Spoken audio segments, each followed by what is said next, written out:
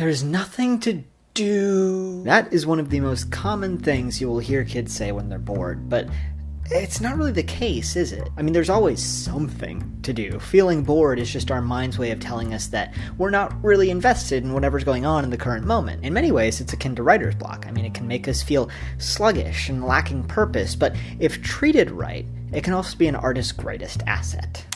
Welcome to the Creative Rep. Let's talk about the art of boredom. Have you heard the saying, only boring people get bored?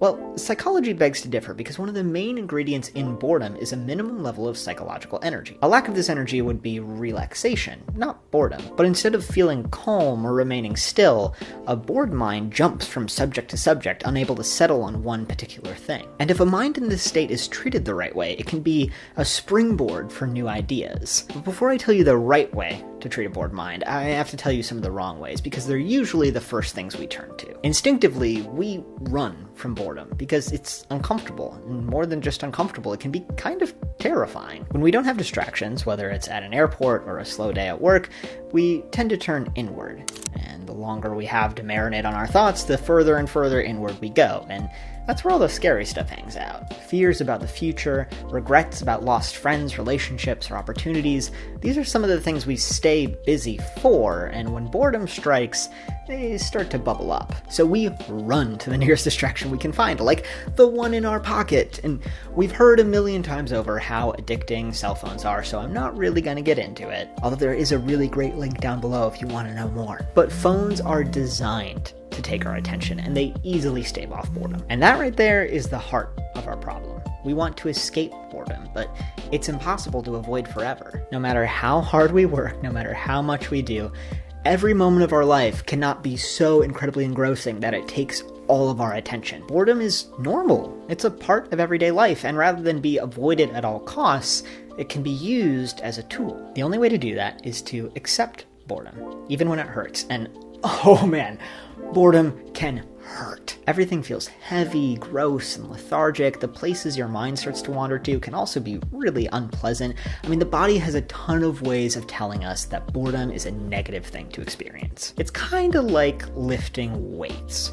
Your arms might not feel good while you're doing it, but it is good for you. If we think of our minds like another muscle, it works the same way. Boredom might hurt at first, but it's healthy. After we dive past that uncomfortable level of musing about our doubts and fears, boredom can lead to daydreaming and really creative problem solving. We hold a lot of the answers to our own biggest questions in the back of our heads. We just don't give ourselves the time to get there. If we look at boredom like a mental workshop, it can be mined for really great ideas. So, what are some ways we can do this? Here are a few exercises to try yourself.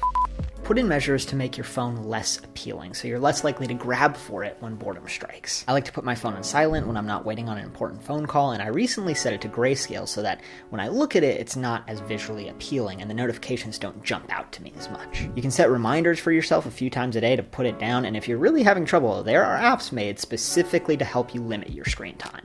Utilize travel time to practice boredom. Say you have a 20-minute train commute to work where you'd usually listen to a podcast or music or read a book. Instead, put all that down and just daydream. It might be a little bit difficult at first, you might get kind of antsy, but try it for at least a week and see how it goes. You might find some added benefits like feeling a little bit more energized by the end of your commute. Set aside 15 to 20 minutes on a given day to be bored. Lock yourself in a quiet room with no distractions for a set period of time and just let your mind wander. After your time is up, journal for a page or so on what you thought about, especially if a good idea happened to hit you. If not, that's okay. Just try again the next day and see what happens. Consume challenging content, whether it be kind of a boring textbook or an experimental movie or one of those old, long documentaries. If your mind starts to lose focus and wander, let it. See where it goes. Thank you for watching. My name is Connor O'Keefe, and this is The Creative Rep, a show I'm just starting about creative processes and turning creativity and art into habits and exercises. I'm interested in what artists of all different forms can learn from each other. If you have any comments about what you liked, what you didn't like, some thoughts of your own, I'd love to hear them, especially because it's the first episode. And next week, I'll be back with a guest, which I'm very excited about. So I'll see you then. Thanks for watching.